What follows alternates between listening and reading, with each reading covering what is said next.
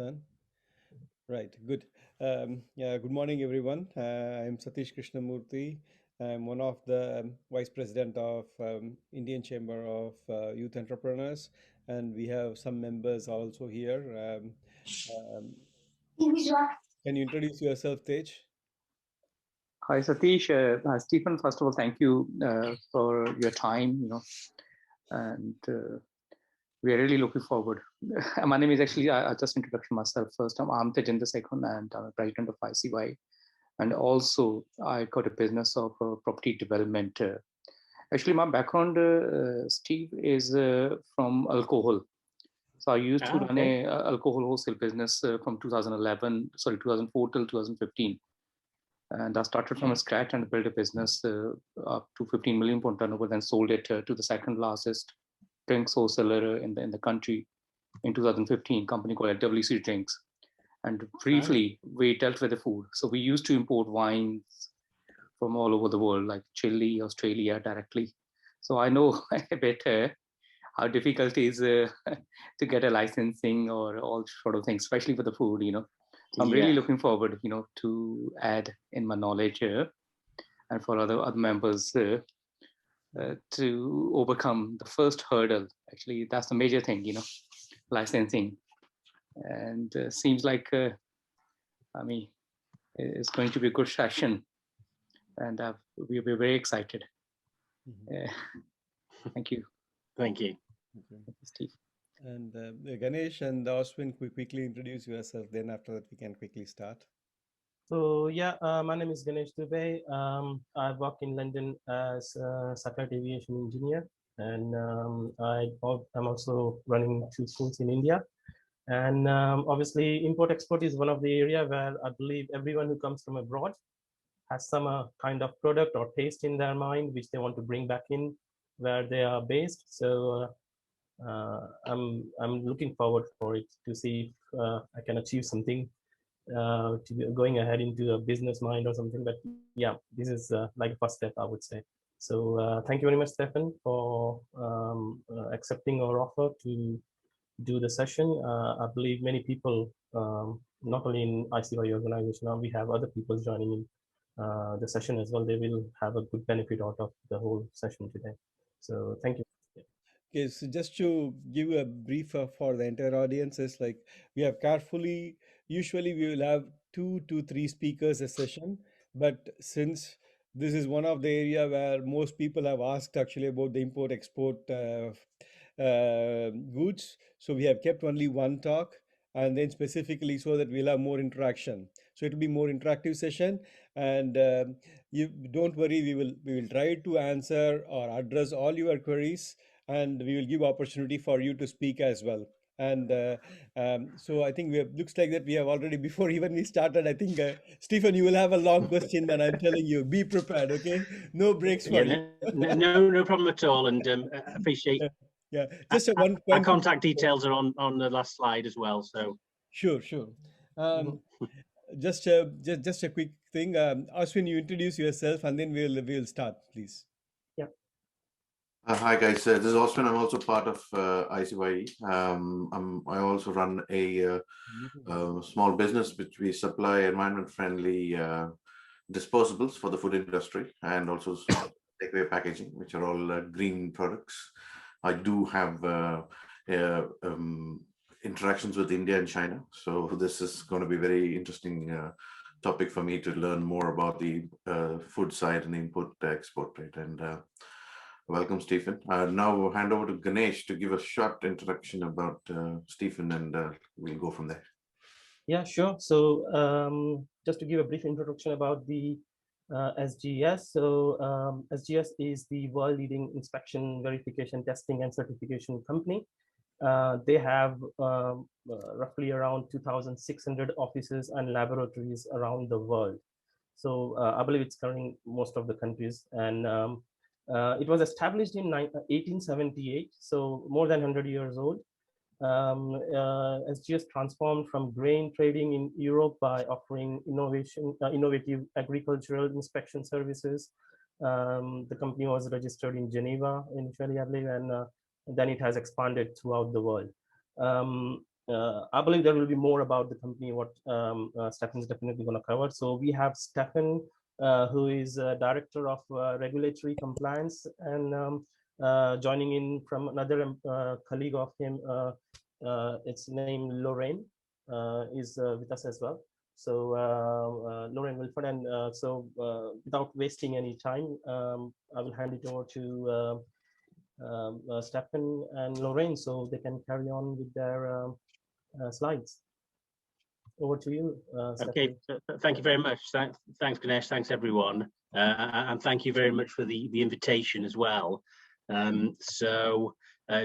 Just in terms of the presentation, I'm sure everyone will be aware, it's quite a wide area, this. So what we've tried to do is we've just tried to kind of give top lines some of the the areas to think about when it comes to food law, food legislation, and requirements for import as well. I mentioned briefly before, our contact details are on the slides. Ganesh, I'm happy to send you a copy of the presentation as well for you to circulate to everyone. So we're more than happy to share this with you as well. And then, as I say, if anyone's got any questions, just let us know. Sure. Okay, so just to give introductions. So yeah, my name's Steve Ory, and I'm the Director of Regulatory Compliance at SGS. So based here in the UK, in the centre of the country in Ashby, and we work with a lot of food businesses, primarily based in the UK, but we have a global footprint. So, SGS as a company work with a lot of different businesses. So, whether it's import, export into various different markets, SGS does have, a lot of representation in different markets. So we're very fortunate to have that at our disposal. And yeah, as I say, Lorraine and I work with a lot of UK-based businesses and especially retailers as well. Lorraine, do you want to give yourself a quick introduction as well?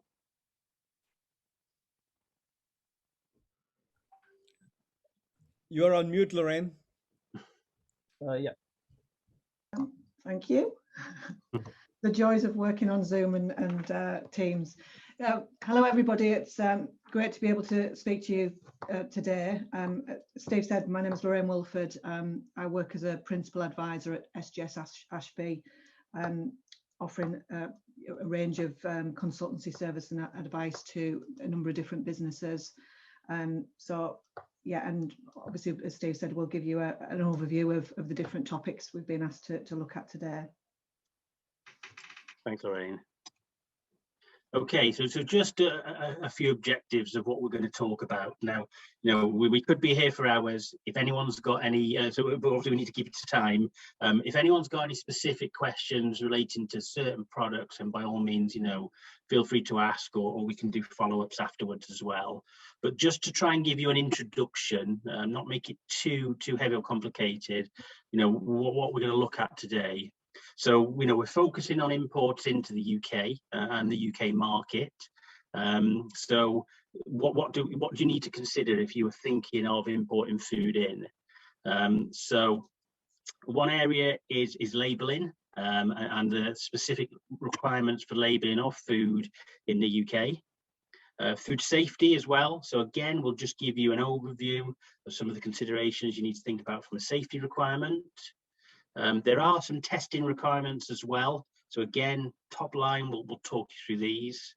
We'll then start to look at what's the process of importing food, and we'll talk you through some of the areas here. And then lastly, we just touch upon Brexit. I know obviously things have been well publicised. Depends on where you're importing from. If you were considering importing from the EU, then Brexit has some small impacts as well. So as I say, these are the areas we've kind of chosen just to give you an introduction. But as I say, if anyone's got more specific questions, then by all means we'll try and help. Okay, so just in terms of what we're going to talk about, and the information, this all comes from legal requirements. So, the regulatory framework, as we call it. So currently there's a lot of rules and regulations And these are under, UK law, under EU law as well, with us being until recently part of the European Union. And then there's also a lot of guidance, notes, codes of practice, other areas where, it's difficult to keep on top of all the requirements and have an understanding. So, this, obviously the work that we do, the companies we work with, it's our job to help and guide them and provide, information, advice on all of these laws, and keep ourselves up to date in relation to, what's out there in industry, what's been, what's a new piece of guidance, what's regulators said, people like the Food Standards Agency, etc. So, we try and bring all our knowledge together to be able to help businesses. Okay, and then again, just to touch upon legislation. So just as a reference point, really, and again, as I said before, I'm more than happy to share these slides so you've got this as a point of reference. But some of the things that we're going to speak about today and some of the considerations, there are, pieces of legislation, which is what we use to determine what needs to go on a food label, what we need to test for, what do we need to consider, make sure it's safe, etc. And these are the main pieces of legislation. So the Food Information to Consumer Regulations is all about food labelling. Nutritional and health claims is about what's on back of pack. What legally do you have to tell anyone who's going to purchase product that you may be importing. Under general food law, this gives us our basic requirements for food safety, and we need to make sure that we, are supplying a safe food. And then we've got another piece of legislation, which is to do with making sure that you trade fairly, that you don't mislead customers or consumers with any products that you're going to import or sell. So, the basis of our presentation and, where we get information from is all mainly from legislation, and then that's supplemented by lots of legal guidance and other codes of practice. Okay, so just to start, we'll have a quick look at food labelling and what some of the main requirements under food labelling legislation. So again, if you're thinking about importing products, you need to know what information needs to be on pack. Is the product you're going to import already in a final package, and does it have labeling information, or would it be in bulk? So again, this just gives you an overview really of what needs to go on a food label. Okay, so just to again quoting the legislation, this is where we get the requirements for what has to be on a food label. So it is a legal requirement, and you do need to make sure that you have information on pack for anything that you import or sell. So here we just outline some of the information that's needed.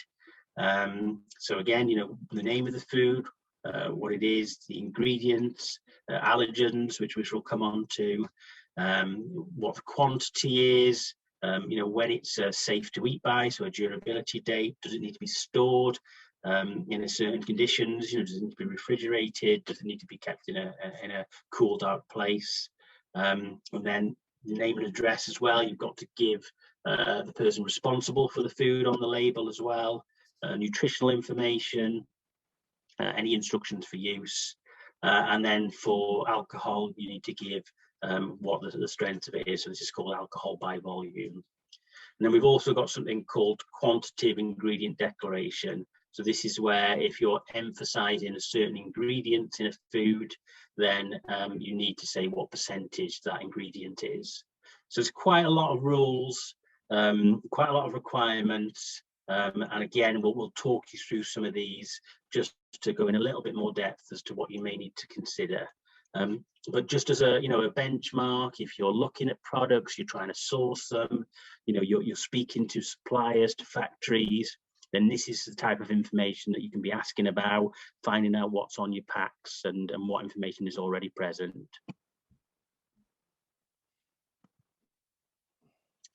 Okay, so just in terms of formats of labels as well, there are some rules to be made aware of.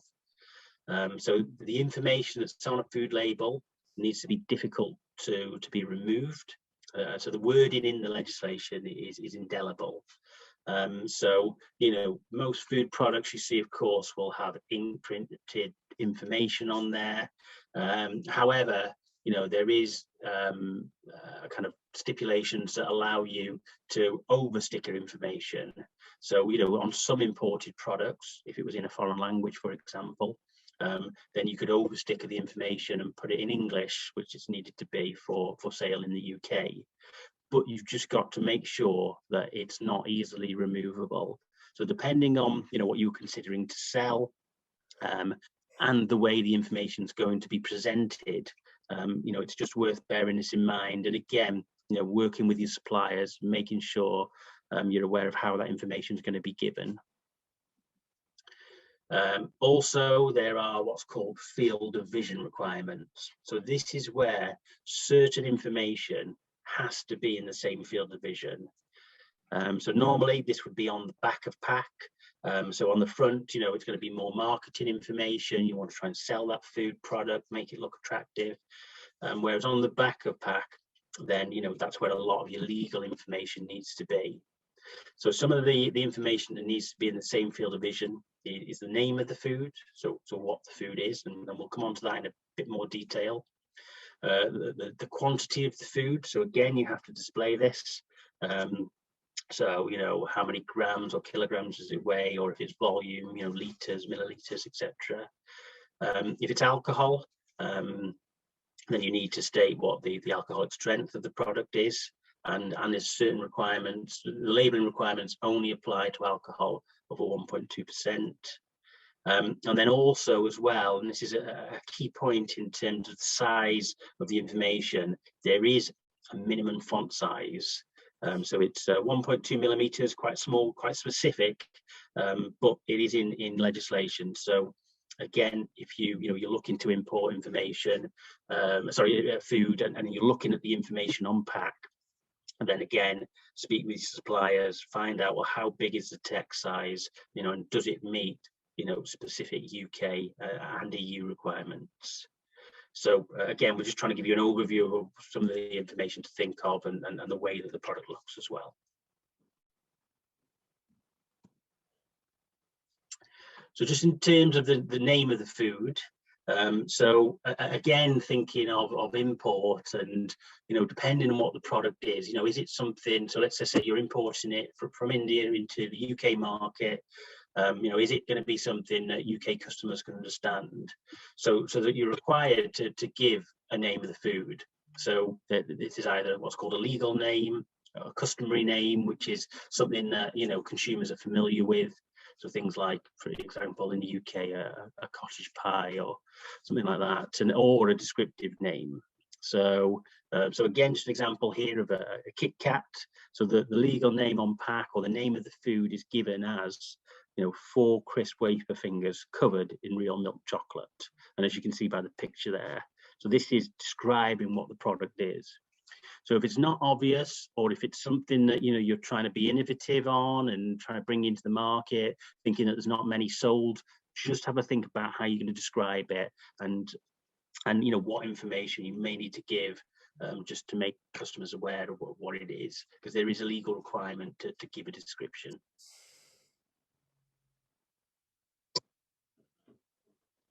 Okay, you also need to give an ingredients list as well. So again, oh, wish it really means a lot to me. Thank you so much. Bye. Okay, thank you.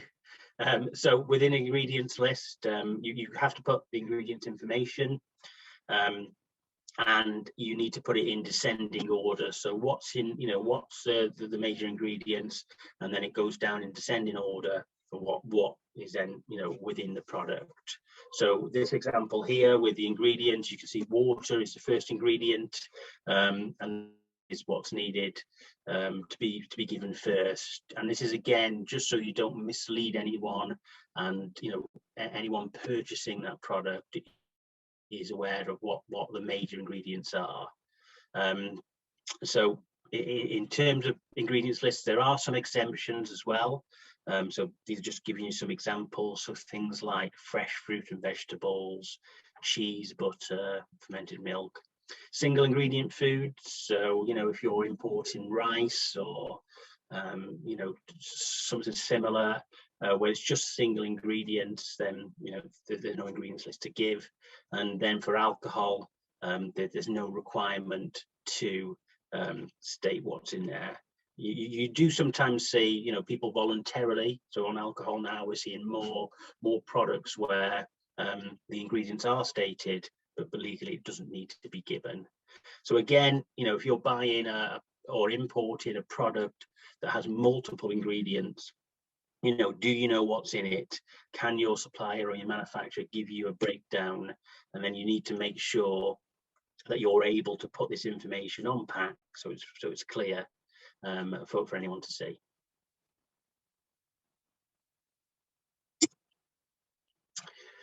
Okay, just another requirement is for allergens. Allergens are becoming, more and more kind of predominant, and there's lots of kind of media coverage as well now about allergens and the risk to customers.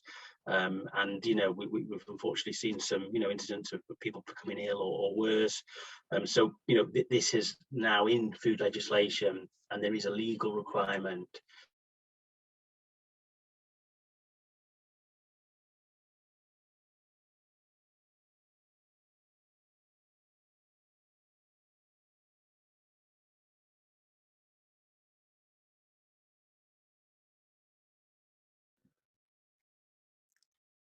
Steve, do you have a problem in the connection?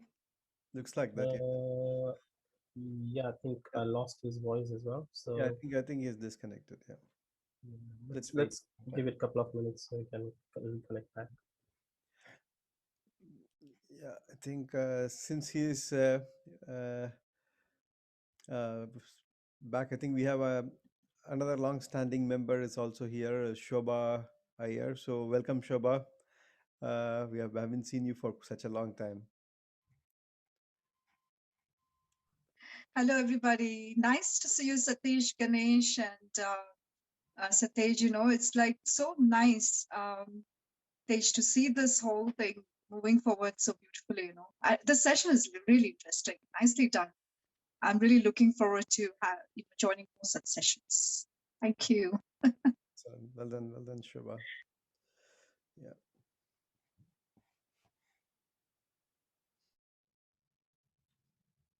Lauren, you want to continue something or? I think she's on the phone with Steve. Sure. Meanwhile, if anybody has any questions, just type it on the chat box so that we can consolidate and ask Steve towards the end.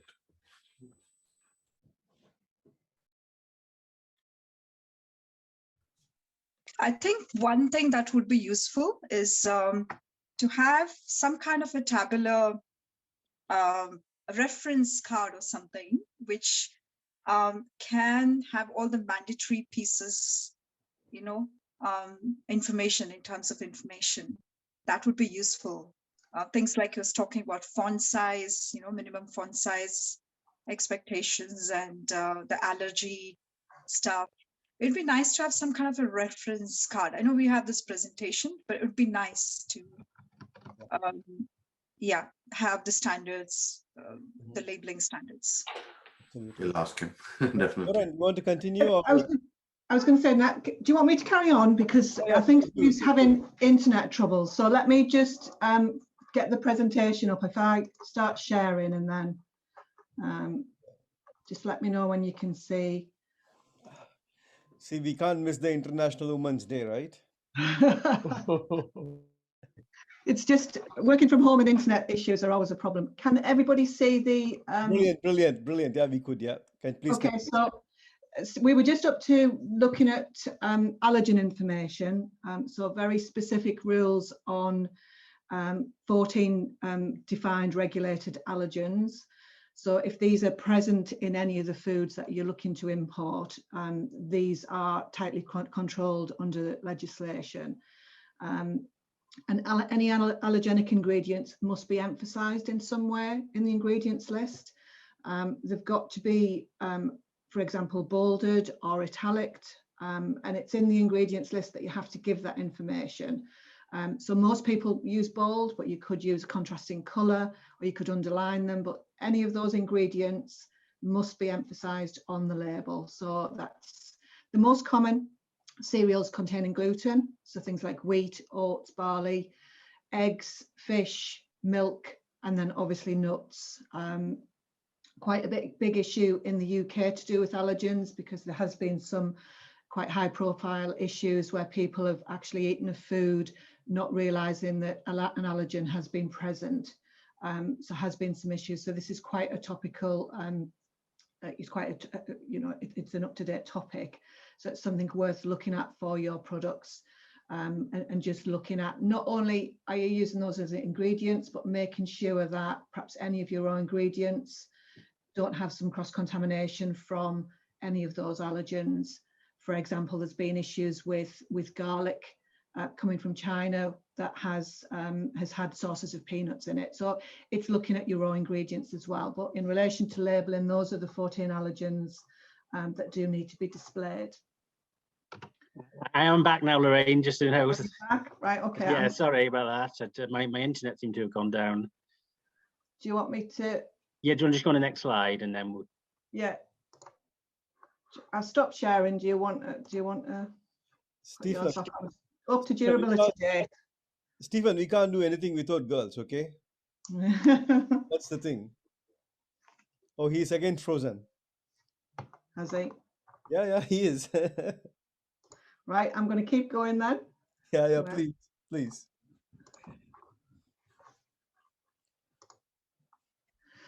So next point, durability date. So again, two formats for those.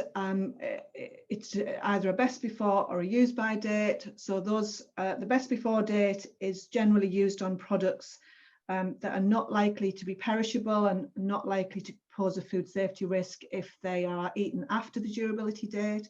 So that would be things that are ambient food. So things like canned food, packaged rices, whereas products that perhaps are chilled and may cause a food safety risk if you ate them after the durability date. So things like chilled products, fresh products, those would have a use by date on them, and there are rules on specific formats for how you actually display the durability date. And again, you should only use the use by date where there is a potential safety issue if you ate the food after that date. In addition to that, as we've already mentioned, any special storage conditions. So generally those are things like keep refrigerated, and if you need to eat that within a certain number of days after you've opened the package, that's the sort of information that you need to put on as well. Lorraine, we lost the screen actually. Yeah, do you want to share your screen, Lorraine? Yeah. And I think if you do it this time, and then we'll just keep yours on. Should be. There we go. Okay, yeah, it's loading. That's it. Right, we're in. So, Do you want me to take over and we'll then swap again? Yeah. Yeah. Okay, thank you. Right, so just to move on to the next part. So to name and address of what's called a food business operator. So although this might sound somewhat obvious, there are rules around making sure that you have, a name and address on a label for whoever is responsible for that food. Now, the requirements here are for, either a company or a person who is based in the UK, or if you're not based in the UK, then it would be the importer of the food into the UK. So again, it's just thinking about, what name and address is on there. So if you were buying or looking to import something that has, an Indian name on, for example, so, it's got the name of the manufacturer who's based in India, who's made the food on your behalf, then you would need to make sure that there is a UK name and address on. And this is one of the results of Brexit as well. Previously, you could have any name and address of a company or a person who's based in the European Union, but now you need to have a UK name and address on. So again, it's just considering if you're going to sell products that you're importing in, you know, what name and address is going to be on there, and you have to have a UK name and address. Do you want to go to the next slide, Roy? Sorry. Thank you.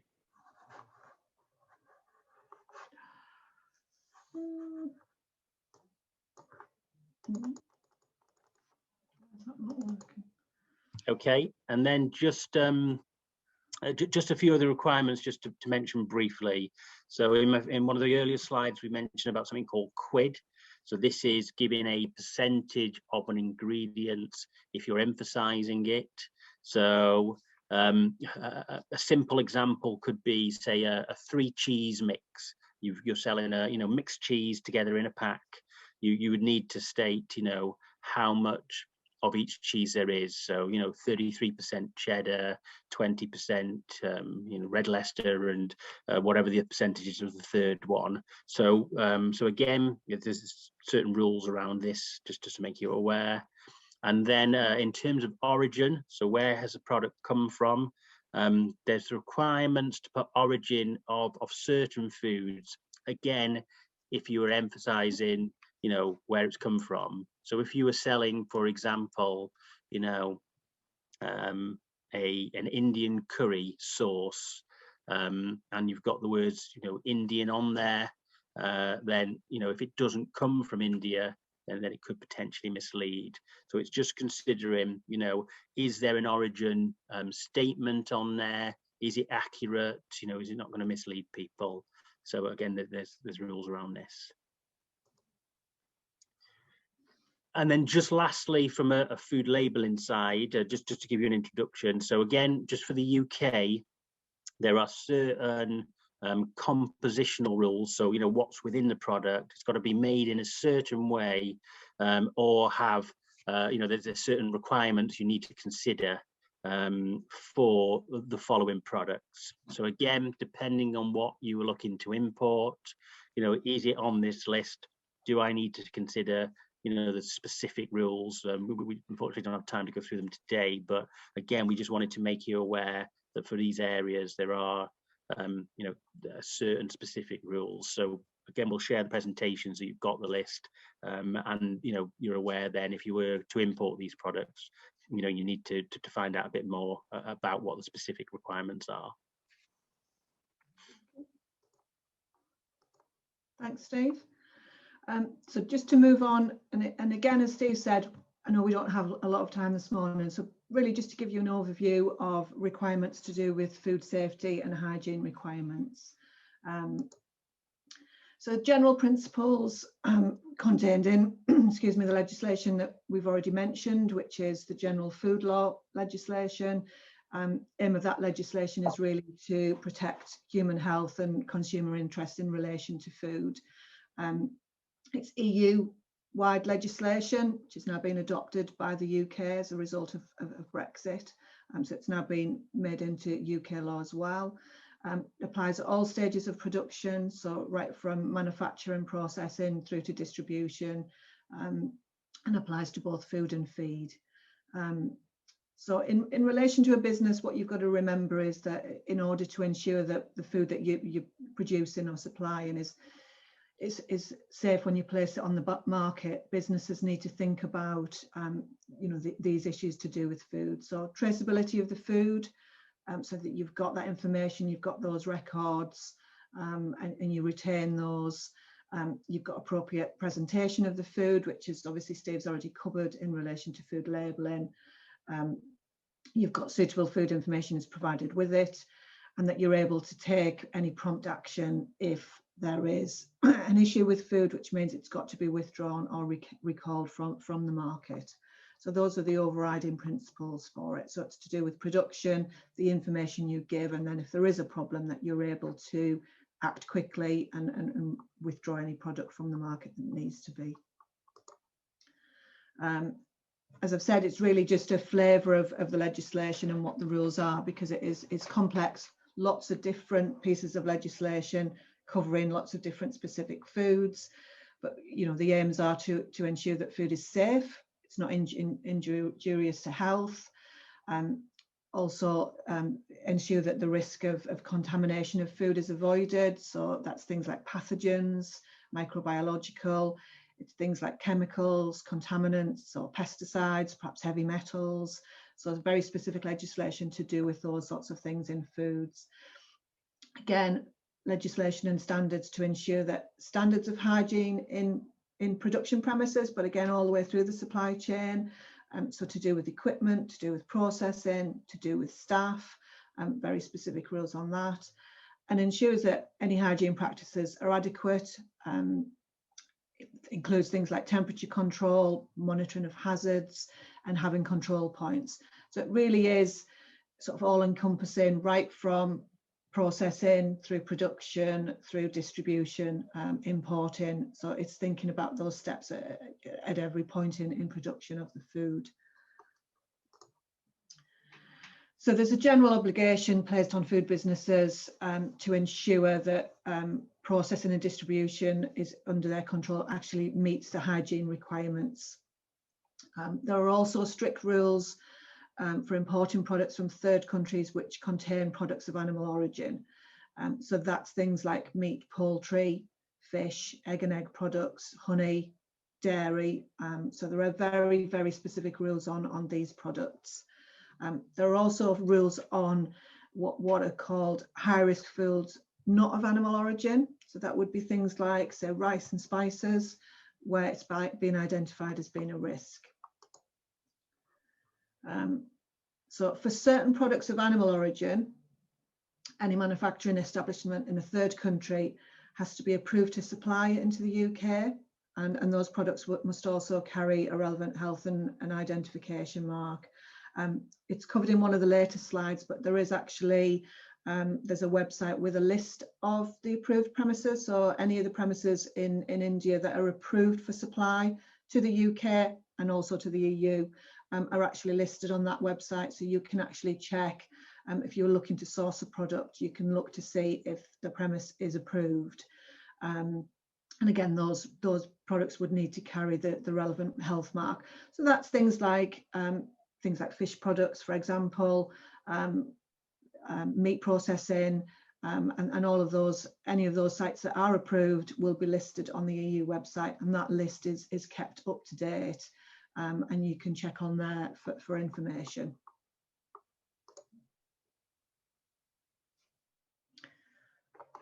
Steve, do you want me to hand back to you? Has he frozen? What I'll do is I'll keep going. Can everyone hear me all right? Good. Yeah, we can hear you. Okay. Yes. Yeah. Excellent. I think Steve's obviously having major issues there. So next part, I know we were asked to look at testing requirements for foods. So again, briefly, we can look at this. So first point is nutritional testing. So that's looking at the ingredients and the composition of the products. So because specific nutritional information, as Steve's already mentioned in the food labelling section, does need to be given on food labels. So that's things like the level of fat, sugars, proteins, salts, for example. In most instances, testing's needed to actually obtain the values for those nutrients. And again, they're listed there. So it's the energy value, fat, saturated fat, carbohydrate, sugars, protein, and salt. So that is something that you can look to get lab testing for, to confirm what the levels are in the products that you sell or that you're sourcing. And again, you could also use testing for other reasons in food products, and you would look at testing in these sorts of instances. It can be a really important tool for providing validation evidence to show that for example, your product is safe. So things like allergen testing. So if you wanted to confirm that your product hasn't got any contaminants from your raw ingredients of any of the allergens, or perhaps if you have a specific allergen-free claim. In the UK, it's very popular to see gluten-free products or dairy-free products. So if you're using a claim like that, you'd be looking to do regular testing to confirm that your product was free from those allergens. Again, you would look at testing for things like absence of pesticides and other contaminants that we've mentioned. So things like heavy metals, pesticide residues. If you were producing a product that was not ambient and that there was a food safety risk associated with microbes and microbial growth, again, you'd be looking at testing on microbiology. So you'd be looking at confirming that there's no pathogens present, perhaps looking at food spoilage, bacteria levels as well. And again, other testing to do with chemistry, to do with authenticity. So for things like, as an example, olive oils, certainly in Europe, you can actually get testing to confirm that your olive oil is from a specific region. So if you're supplying an olive oil, an Italian olive oil, you can get authenticity testing to confirm that your olives are actually from that particular area. And that can be used in other products as well. It's quite popular in honey to confirm if you're claiming a specific plant species, blossom honey, or again from a specific origin, you can use that testing. And as I say, we've mentioned the allergen testing as well, which is a really important part of testing. I think, sorry, I'm back now if you can hear me. One other thing just to mention on testing is that, you know, there's lots of testing that's available. But I think, you know, that the point here is that, you know, you only need to test kind of what's relevant to your product. So, you know, for ourselves and when we work with food businesses, you know, we will recommend, you know, tests that are relevant to a certain product. So you can get, say, for example, a product that's high in sugar, it's got a really long shelf life that you might not need to do any safety testing on, for example. So it's really, really important to, you know, speak with a testing laboratory who can help guide you on, you know, what tests do I need to do, rather than thinking you need to test for them all. It's very much risk-based, you know, depending on what your product is and you know, the type of product as well. Do you want to carry on, Steve? Yeah, okay, thank you. I've moved locations now, so I'm close to my broadband router. So I'm hoping I stay in now. And I've told my children to be quiet, so fingers crossed. So just in terms of, you know, kind of testing and services, so I know Lorraine was touching upon this, you know, so there's lots of different microbiology testing that can be done. So again, depending on what you're selling or what you're looking to import, you know, do you need to do any safety testing? You know, do you need to work out how long the product can be sold for without it becoming unsafe? So this is something called a shelf life trial. So again, you know, I think it's quite a complex area, testing, and testing can be quite, I mean, in terms of kind of legal requirements, you know, it doesn't really, the law doesn't tell you what to test. All the law says is that your product has to be safe. So this is where, you know, we have a lot of expertise, and it's worth speaking with a laboratory to then, you know, be able to tell you what to test for. In terms of nutrition, then, you know, there's specific tests for vitamins, minerals, preservatives as well. And then I think Lorraine talked you through the chemistry test as well. So this is looking for any contaminants or, you know, anything that, you know, can make a product unsafe.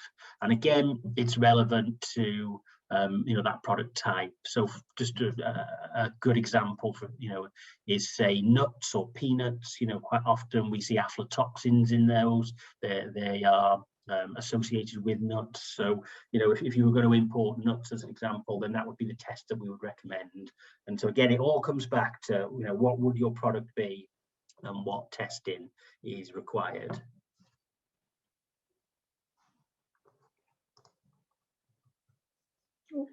Okay, and just to, again, you know, just from an SGS perspective, and I probably should say impartially, there are lots of other, you know, testing laboratories as well who have, you know, lots of specialities and do testing as well. But, you know, from our business, you know, we have a number of labs based here in the UK. We also have specialist labs in in Europe, and also, in places like Thailand as well, and the US. So so again, depending on where you're sourcing the product from, can consider where you may want to get the testing done. So if you're based in the UK, you might be importing it and want it testing, or you may get samples, or if you're out in a different country speaking to suppliers and manufacturers, then it could be testing laboratories there. So this just gives you an idea of what, for example, the SGS network has, and we've got lots of expertise that can help in different markets. Great, thanks, Steve. And then moving on to part 4 about importing, which I know has already been mentioned. So again, quite a complex area, lots of different things to think about. So perhaps just pull out sort of the major things that you need to consider. We're not capturing everything, but gives you an idea of perhaps the steps that you will need to follow. So general steps for imports into the UK. Any importer would need what's called an EORI number, which is required by all importers. There are some quite good links on the UK government website where you can get the information on these. If anybody does need very specific advice, by all means, we can pick that up afterwards. And any goods that, including foods, must have the correct import commodity codes applied. Again, there's a very good tool on the UK government website for picking those correct codes. We've already mentioned briefly about, for some food categories, so products of animal origin, production establishments would need to be approved for imports, and you would need a customs declaration are required for goods. Some categories of food have to enter via a specific point in the UK, and those are called border control posts, and must be pre-notified before arrival. And again, that generally is for products of animal origin. It can be for fresh produce or plant products, and may also be for high-risk food not of animal origin. So again, there are specific categories. I won't go into those here, but if anybody does need advice on that point, obviously we can pick that up.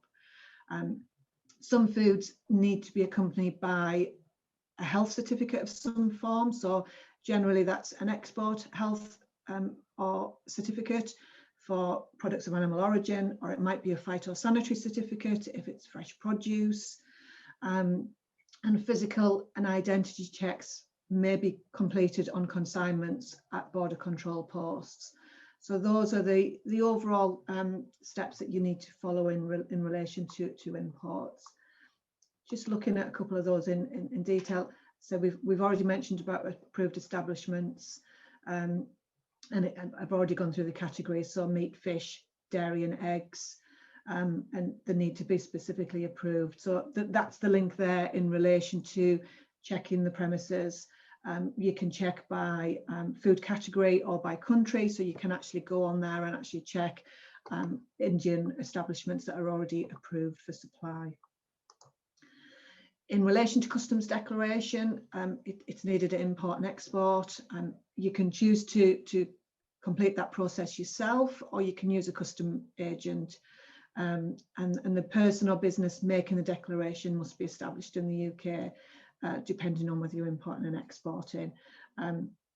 SGS do have an import consultancy service if you needed advice on that sort of aspect, if that's not something you've been involved with. And again, I've included the link there if you do need it. Export health certificates, it's quite a complicated area. There are lots of different certificates for different products. So again, it's a matter of identifying which category your product falls into. So the main ones are the specific certificates for things like meat products, for fresh meat, for fish products and for fish, for dairy and for eggs, and also for things that are called composite products. So that would be things like, say, a ready meal, something that contains both ingredients of animal origin and plant origin ingredients as well.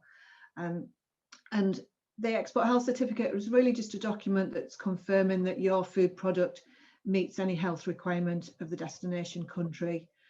It's something that's signed off by a veterinary officer in the production country.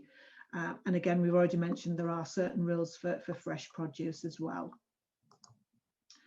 So again, there are specific points of entry, border control posts, so that can be for freight, it can be for air freight or sea freight coming in, and that's where products require a specific sanitary check on entry. So that's why they need to come in those specific points. And as I said, this is the point where the checks are made on products. So you might find that a consignment's actually inspected. They may take some samples for testing, depending on what the product is. And again, I've included in there just a link to the list of the UK BCPs so that you know where those are. Pre-notification, again, for some food categories, those need to be pre-notified. And there is a new system. Obviously, previously there was the Traces system, which was an EU system. Obviously, now as a result of Brexit, we've moved over to a specific system. But some of those, again, those are products of animal origin generally. There can be other things as well. Do need to be pre-notified. Just perhaps thinking about just being aware that there are some current restrictions on specific products coming in from India, and I just had a quick look. This is a list that's updated all of the time. So these are just specific restrictions on products. So I've given some examples there, and perhaps one of the most recent ones was the issue with the sesame seeds going back to late last year, where there was levels of ethylene oxide found. So there was legislation introduced in relation to that. So what you'll find is some products may actually be prohibited from import, but generally what happens is they'll become subject to additional controls. So it might be that, for example, 50% to 100% of consignments will need to be inspected. And as I said, that's where a specific risk has been identified. So it can be anything from microbiological risk, or it can be contaminants like aflatoxins or pesticide residues. Again, that's updated all of the time, but generally those are just some examples of some products that currently have restrictions applied to them. And then the last part is impact of Brexit. Okay, so just to finish off, we just thought we'd mention Brexit, just in case, obviously it's very topical at the moment, but depending on where you're importing from, if you import from the EU or have done previously, then there will be changes.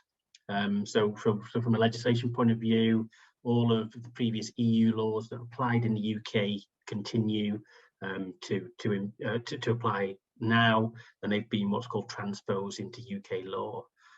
So since the end of the transitional period, since we left the European Union from the 1st of January, all of the same laws apply, but there can be some consequential changes. So again, it all depends on where you're thinking of importing from. But if you are importing or want to import from the EU, then there are going to be some changes as well. So just be aware of that. So just in terms of the current situation, so last minute there was a trade deal, again very well publicised and in the media, which stopped tariffs being added on to imported products. So this is now in force and applies from the 1st of January. And there were special arrangements for Northern Ireland, which we'll touch on very briefly. But what are the issues, so again, it's really only relevant if you're importing from the EU or have been, and you're looking to continue that. We're seeing lots of delays at the borders, trying to get products in. There are additional paperwork requirements as well, so there is a lot of red tape that didn't apply before that does apply now. And also we are seeing a different interpretation of some of the rules given by the UK officials than what EU officials gave previously. So it's just something to bear in mind, and again, more relevant to if you're importing from the EU. And just to briefly mention Northern Ireland, so there's something called the Northern Ireland Protocol. So again, depending on where you're going to bring products into or export from, So if you're bringing in products, say from India into Great Britain, so England, Scotland, Wales, then you have to meet the UK rules. But if you're bringing products into Northern Ireland, or the Republic of Ireland, then under what's called the Northern Ireland Protocol, Northern Ireland is still following EU rules. So there are kind of some changes if you're bringing stuff from Northern Ireland to Great Britain, but it's just being aware really that Northern Ireland does still follow EU rules. So again, depending on where you're going to sell products, or for example, if you are bringing in a product for import to sell to, say, some UK retailers, and they've got stores in Great Britain and in Northern Ireland, then there can be import-export considerations. So it's just an awareness more than anything else. Okay, so that's it from us. Just in terms of giving a an overview in the different areas that we wanted to kind of introduce you to. Obviously, we're here as a business that can certainly help anyone who's thinking of or who is looking to import food, or agricultural products, etc. We have lots of consultancy services, we have customs services that can help in various different aspects. We can do testing and we can help with product labeling as well. So we've put Lorraine and I's contact details there. If anyone does have any questions or would like to get in contact, if you are thinking of, kind of setting up a business, or if you're already established and you want into, wider markets, then by all means let us know, and we'd be more than happy to have a discussion with you. Thank you, Steve and Lorraine. That was really helpful. I've got some questions from the audience. I shall go through in random. Quickest question, maybe you might be able to answer very quickly. It's from Ritesh. Any specific law for bulk food export from India and packaged in the UK? Is there anything specific for doing it in bulk? So no specific change there. The import requirements remain the same, whether it's bulk or whether it's pre-packed. The only thing you'll need to consider is, the labeling and the packaging, obviously, once you get in the UK.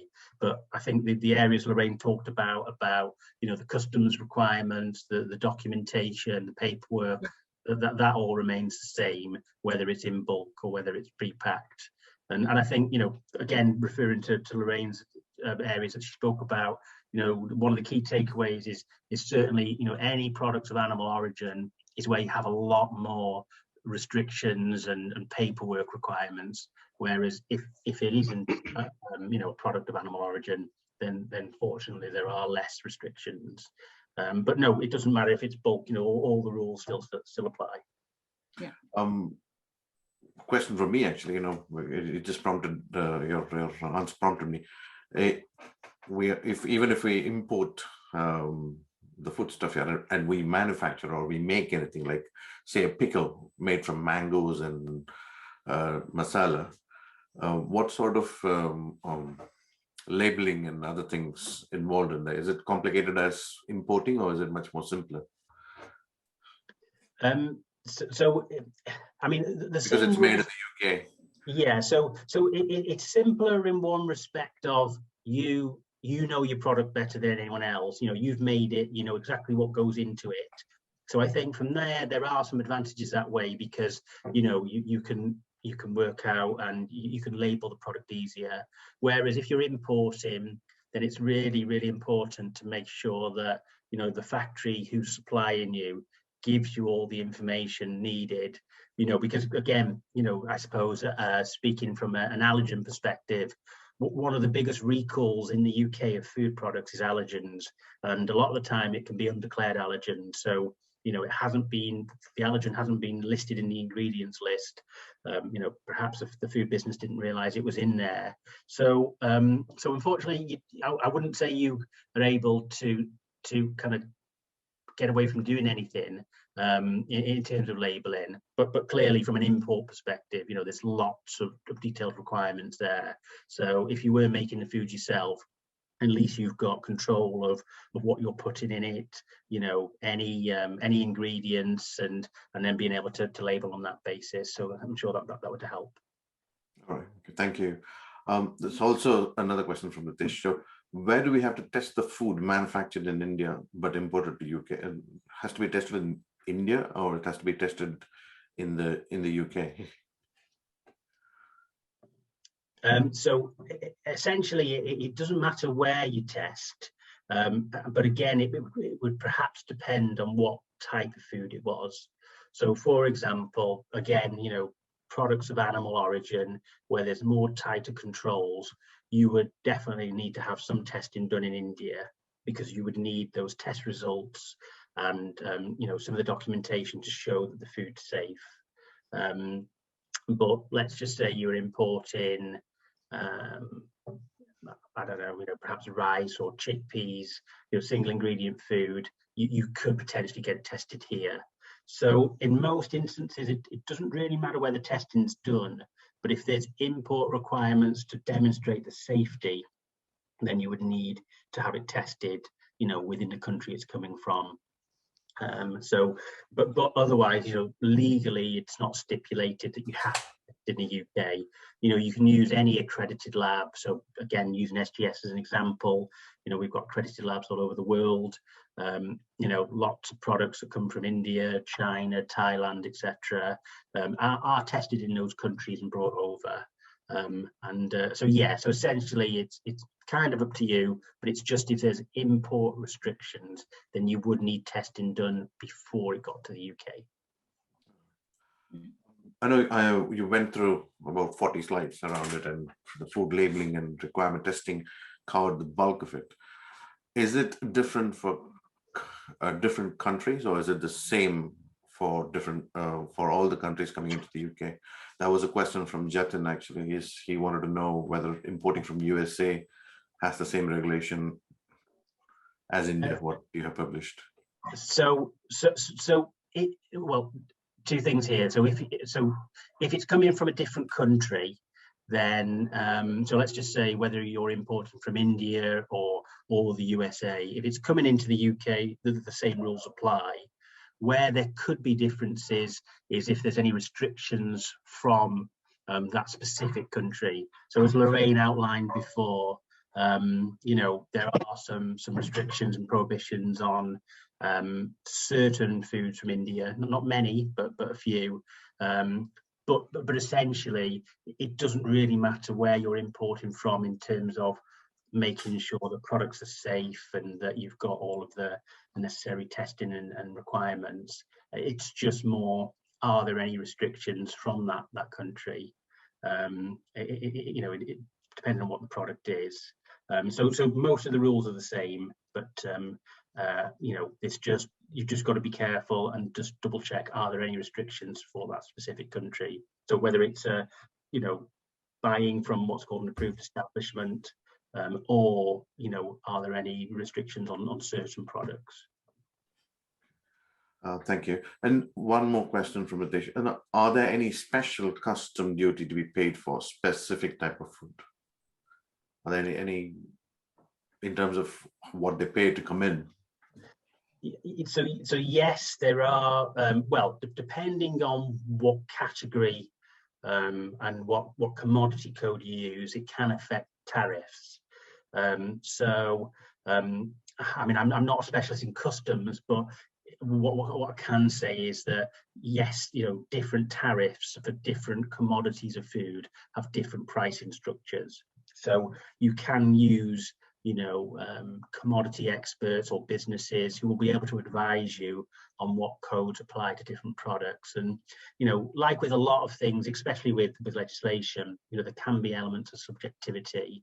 So this is where perhaps you would want to look at, well, what commodity codes could this come under, and is any, you know, could any be cheaper to import? But yes, you know, the pricing structure for imports is dependent on what commodity codes used, which would impact the price. It's a very generic question from Ravi. From your experience, what size of company would be able to comply with the requirements of inspection bodies like you, which are to protect the public, obviously. Yes. So again, it depends on where you're importing from and what you're bringing in. But you're right in terms of if you're a new business that's small, etc. There are some initial costs you need to think of, and But again, I would say just start small, proportionate, do a bit of research in terms of what you want to bring in and try and assess the costs with it. So, it's not restricted to just the big companies. Lots of people start from small businesses and grow, of course.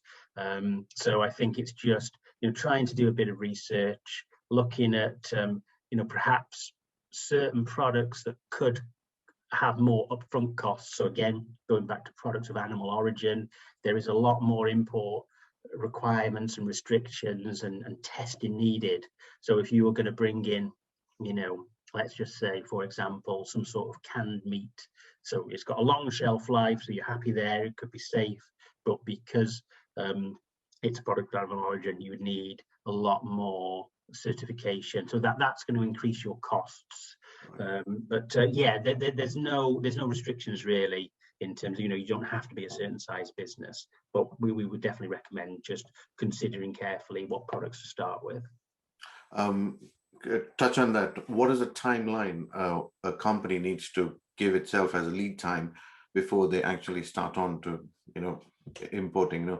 What is how much time would it take to test and certify before we actually start to progress on importing? I mean, just a ballpark figure for anyone. Yeah, I mean, not a great deal of time if you. For example, rice, I would say, rice, and give an example of meat and rice. Yeah, well, in terms of testing, you can send a sample to a laboratory. So let's just use rice as an example, and that could be tested within less than a week. So once you've got the paperwork, that shouldn't take long. It's more the preparation of understanding what are the import controls, what paperwork do I need. So I would say realistically you're probably looking at doing research and getting the documentation you need. I would suggest it would take at least a month to research properly and work out what requirements you need. So if you are speaking with suppliers, with manufacturers of products, certainly use their knowledge. They make the product, they might sell to other people who are exporting as well, and they may be able to help you. But it is going to take you a good few weeks to understand the documentation requirements, get some testing done. But also, again, if you're using a manufacturer, they may do some testing themselves, ask them what testing they've got, see if they will share you some of their testing certificates, and that could help as well to start with. All right. Is there any restriction of maximum quantity you can bring in particular items inside the UK? It's a question from Kumar. Yeah, no, I'm not aware of any restrictions in terms of quantity. So it's just really the logistics behind it in terms of making sure you've got a logistics provider who can bring the shipment in. And but as long as you're filling in the relevant documentation and have all the paperwork, then it can be as small or as big as you like. I think you've got 3 questions. Okay. The third one is a very interesting one. I don't know if the ingredient is very secret to the company. How does the formulation, and then they don't want to disclose it? How does it work? Yeah, so that's a good question, and we have this a lot. So you would need to, you have to legally put the ingredients on pack, but all you need to do is put it in descending order. So quite often, you think about lots of brands who try and have commercial confidentiality behind their products, and they may supply to other companies as well. But the only information you need to say is what's in the product. You don't have to put percentages. You don't have to list, the exact amount of each ingredient. It's just in descending order. So, for example, a tomato ketchup just a simple product. You know, that has tomatoes in. You don't need to say how much. If you've got other things to flavor it in, you've just got to list them, but not the quantities. So, you know, all food businesses don't want to give away their secrets and want to keep things confidential. So it is really the sort of the bare minimum you need to give in terms of this is what it contains, but there's no requirement to give the exact amounts of each ingredient. It is only for certain ingredients if it's emphasized, but you know, you're talking 1 or 2 maximum generally, you know, on pack for those. So you know, nobody would be able to steal your recipe because they wouldn't know the exact quantities of, you know, each ingredient. Thank you. I mean, sometimes, you know, the addition of a particular ingredient can spice up your food. So that could be the most trickiest formula for that. Yeah, so you're right, and it depends on the quantity. I mean, one of the things to say, for example, spices, you know, where you're putting in, say, low levels just to flavor your food, there are under labeling requirements. You can use a generic term if it's under a certain level and you don't want to list them all. So there are 1 or 2 ways around it, depending on the levels. But if you've got something, it's less than 2%. So again, it would depend on the amount in the product. But unfortunately, you can't not declare something. You know, if you wanted to keep it a secret, there is a requirement if it's over 2% to put it on pack. All right.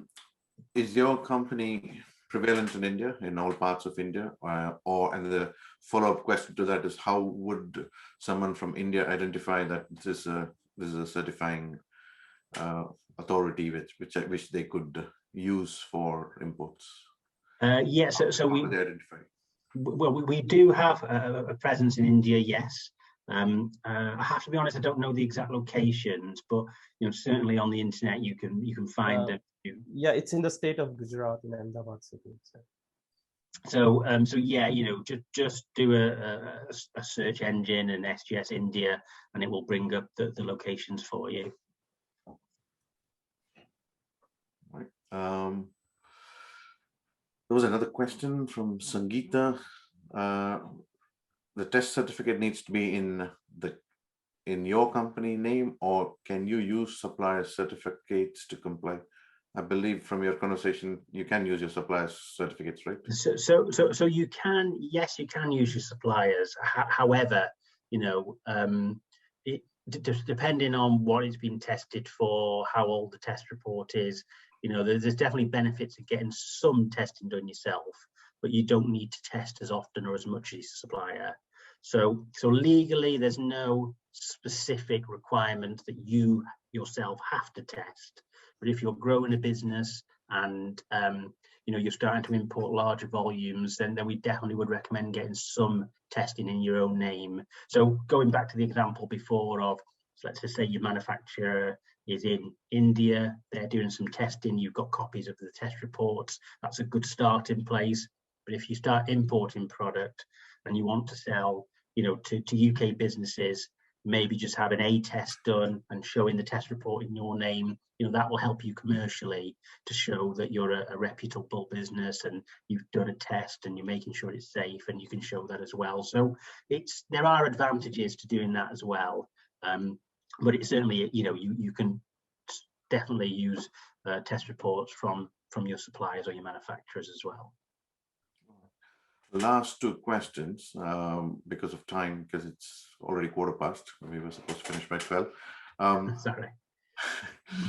It still keeps coming. So many questions. Well, we'll certainly take some away, and we're more than happy to provide you a response. If people do want to ask questions, please email either Lorraine or Stephen directly. How do we keep up to date with the changing regulations and the legislations? Where do we look on the internet? Yeah. So again, really good question. So there is a site called legislation.gov that has all the legislation there, and it shows you any recently published legislation. if you go on websites like the Food Standards Agency and DEFRA, some of the government departments, and that will give you information. There are lots of businesses that send you, you know, alerts and notifications. So places like there's a website called Food Manufacture, which is a really good source of advice. So I think, you know, just doing a bit of research on the internet and looking at, you know, UK food requirements will show you some sites that you can use to then get information from. But, you know, like with any industry, you know, there are things that constantly evolve, and it is quite difficult to stay on top of things. But yeah, there's definitely sources of advice. So government departments, industry news is a good place to start. And interesting question. Are there any validity period for these tests? Will that be on the certificate, or is there a mandatory, or is there a generic? So yeah, that's a really good question.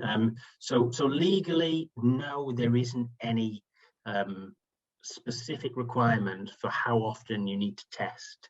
But you know, depending on what the product is, depending on the risk of it, you know, if it was, say, something that was highly perishable, and if after a short period of eating it, so if it has a use by date on, you know, manufacturers of those products would do more testing than, say, you know, a product where it's got a long shelf life.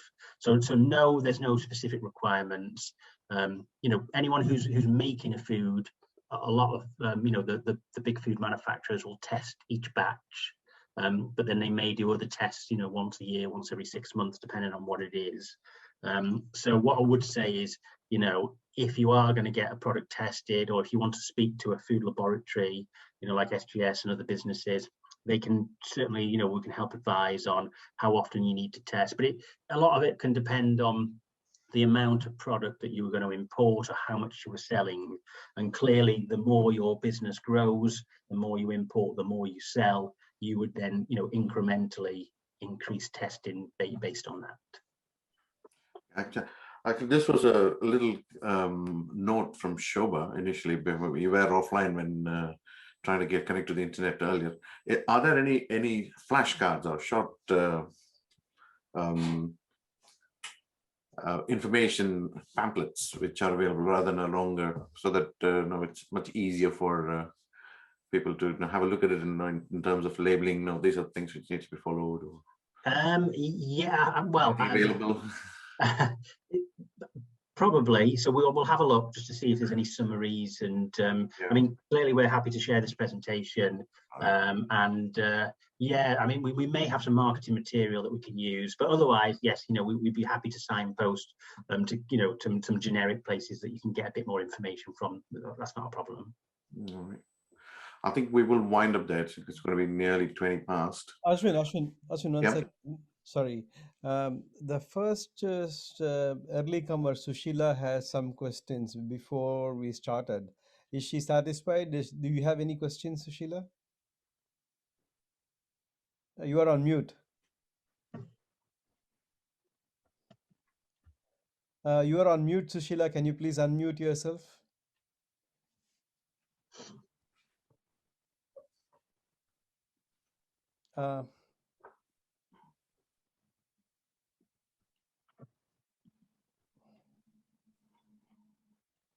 Yeah, you are. You can speak now, please.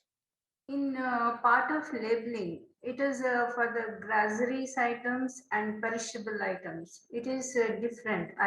So how we can take care of labeling in perishable commodities?